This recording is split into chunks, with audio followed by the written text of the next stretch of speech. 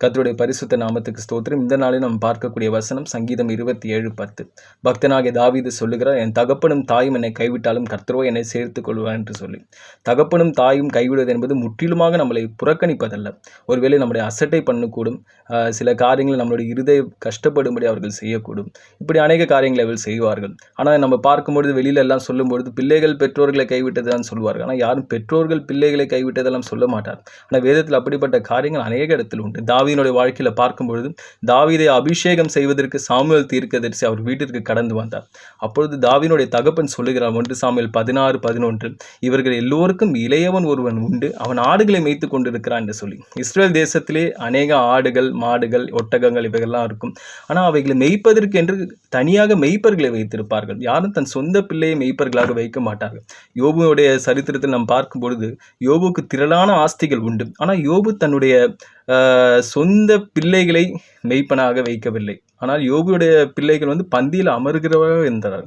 பந்தியில் அமர்ந்து அவர்கள் களி கூறுகிறவர்களாக இருந்தார்கள். ஆனால் யோபு தன்னுடைய பிள்ளையை சரியாக நடத்தினார். ஆனால் தாவீது பார்க்கும்போது அவருடைய ஆட்டு தொழுவத்தில் அவர் இருந்தார். அதனால கர்த்தருடைய வார்த்தை சொல்லுகிறது சங்கீதம் 78:70, அவன் தாசனாகிய தாவீதை தெரிந்து கொண்டு ஆட்டு தொழுவத்திலிருந்து அவனை எடுத்தேன் அப்படின்னு சொல்லி கர்த்தர் சொல்லுகிறார்.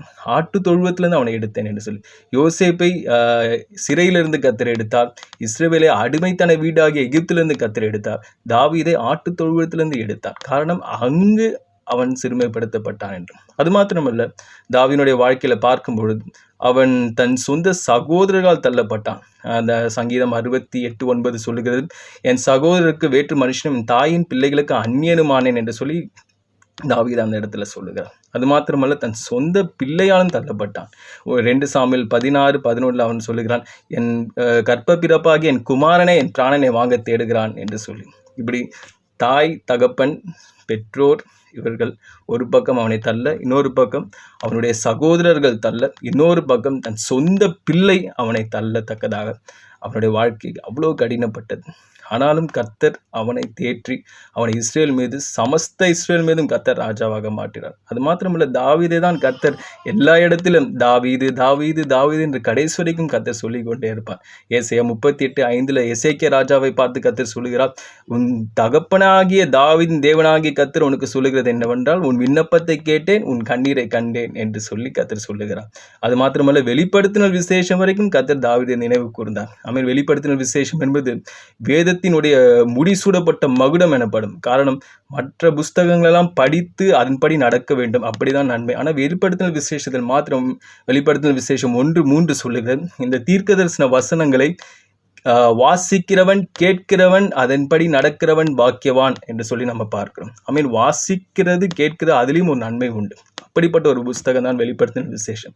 அதுல வெளிப்படுத்தின விசேஷம் 3:7 கர்த்தர் சொல்லுகிறார், நான் தாவீதின் திறவுகோலை உடையவன். வெளிப்படுத்தின விசேஷம் 5:5 தாவீதின் வேறுமானவர். இப்படி சொல்லி தாவீது தாவீது தாவீது என்று சொல்லி கர்த்தர் வேதத்தின் கடைசி வரைக்கும் கர்த்தர் அந்த காரியங்களை குறித்து பேசி கொண்டிருக்கிறார். காரணம், தாவீது கர்த்தருடைய இருதயத்துக்கு ஏற்றவன். அது மாத்திரமல்ல, எல்லாராலும் தள்ளப்பட்டாலும் அவன் கர்த்தரை உறுதியாய் பற்றி கொண்டான். அந்த ஒரு காரியத்திற்காக கர்த்தர் அவன் என்னாலும் அவனை நினைவு கூறும்படி அவன் சந்நிதி, அவன் சிங்காசனத்தை கர்த்தர் உறுதிப்படுத்தி இயேசு மகாராஜா அந்த சிங்காசனத்தில் அமர கர்த்தர் கிருபை செய்தார்.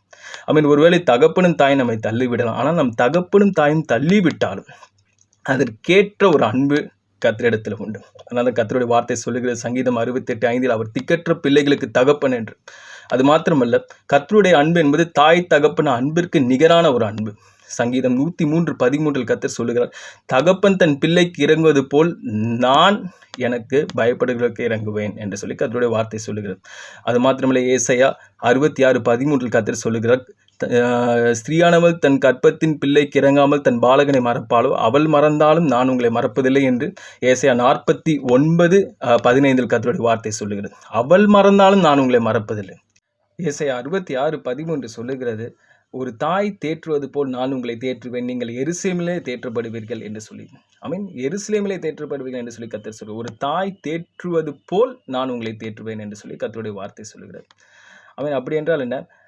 ஒரு தாய்க்கு சமமான ஒரு அன்பு, அதை நம்ம பார்க்கிறோம். ஒரு தாய் தேற்றுவது போல். அது மாத்திரமல்ல, அந்த வசனத்தின் அவர் கர்த்தர் சொல்லுகிறார், ஒரு எருசலேமிலே நீங்கள் தேற்றப்படுவீர்கள் என்று சொல்லி. எருசலேம் என்றால் என்ன? இன்றைக்கு நம்ம ஒரு யார் வீட்டிற்காவது நம்ம சென்று, ஒரு அரசியல்வாதி வீட்டிற்கு நம்ம சென்று எங்களுக்கு உதவி வேண்டும் என்று சொல்லி நம்ம கேட்டால், அவருக்கு என்ன செய்வார்கள்? நமக்கு உதவி செய்துவிட்டு அனுப்பிவிட நம்ம அவங்க வீட்டில் வைத்து நம்மளை தேற்ற மாட்டார்கள். அவர் தேற்ற வேண்டும் என்ற அவசியமும் கிடையாது. ஆனால் கர்த்தர் சொல்லுவது எருசலேமிலே உங்களை தேற்றுவேன் என்று சொல்லி கர்த்தருடைய வார்த்தை சொல்லுகிறது. எருசலேமை குறித்து வேதம் அநேக இடத்தில் சொல்லியிருக்கிறது. மத்தேயு 5:35 கர்த்தர் சொல்லுகிறார், எருசலேமின் மீது ஆணை விட வேண்டாம், அது மகாராஜாவினுடைய நகரம் என்று சொல்லி கர்த்தருடைய வார்த்தை சொல்லுகிறது. ஆமென். சகரியா 8:3 நான் சீயோனிடத்திலே திரும்பி எருசலேமின் நடுவிலே வாசம் பண்ணுவேன் என்று சொல்லி கர்த்தருடைய வார்த்தை.